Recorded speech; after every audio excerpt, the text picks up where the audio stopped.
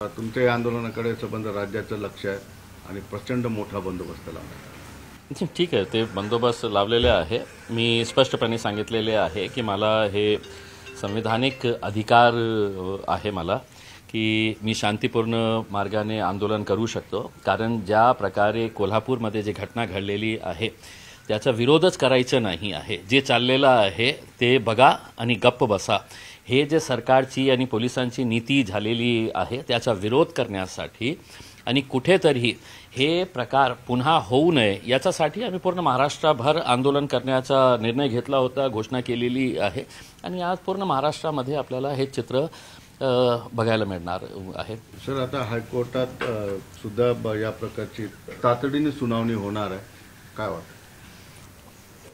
नाही, काय आहे की एक नियम आहे की एकतर पावसामध्ये कोणत्याही अतिक्रमण काढता येत नाही आणि हे सरकारला माहीत नसेल आणि जे नेतृत्व करणारे जे खासदार आहे, जे मोठे मोठे नेते आहे, ज्यांनी मंत्रिपद भूषवलेले आहे, त्यांना हे नियम माहीत नाही आहे का?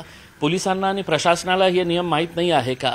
पण काय आहे की एक अशी सरकार आहे की ज्याला न्यायालयाशी काही देणं घेणं नाही है। हम है तो हम सरकार है, पुलिस भी हम है, कायदा भी हम है, कानून भी हम है, न्यायालय भी हम है करके, तर कशाला कोर्टामध्ये काय ते मान्य करणार नाही करणार?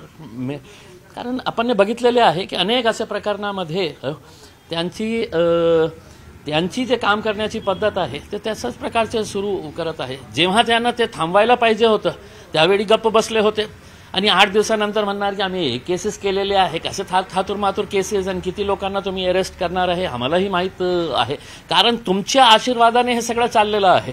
म्हणजे याच्यामध्ये काही दुमत नाही आहे आणि याचा अतिक्रमणशी काही संबंध नाही आहे। हे घाणेरडी राजनीतीचा एक साजिश आहे। म्हणजे शाहू महाराज काल गेले त्या ठिकाणी, लोकांची त्यांनी भावना उघड झाली।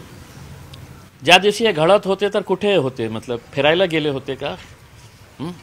आम्ही आदर करतो शाहू महाराजांचा, पण तुमचाच मुलगा, म्हणजे आम्ही इतकं वेडे आहे का की तुमचा मुलगा जाऊन तोडफोड करायला लावतो आणि 2 दिवसा 3 दिवसानंतर तुम्ही तिथे जातो आपले काय काँग्रेसचे नेत्यासोबत आणि शांतता बाळगण्याच्या त्याच दिवशी तुम्ही रस्त्यावर आले असते, त्याच दिवशी सगळे तुमच्या पार्टीचे जे लोक आहे ते रस्त्यावर आले असते आणि हे थांबवले असते तर बहुतेक हे प्रकरण झालंच नसतं। म्हणजे एक तरफ आप मारने जैसा करेंगे और दूसरी तरफ भैया नहीं आप तो ये खेल है तो आप किसी बेवकूफ को बनाइए। आम्ही असं खेळात बळी पडणार नाही, आता खूप झालं।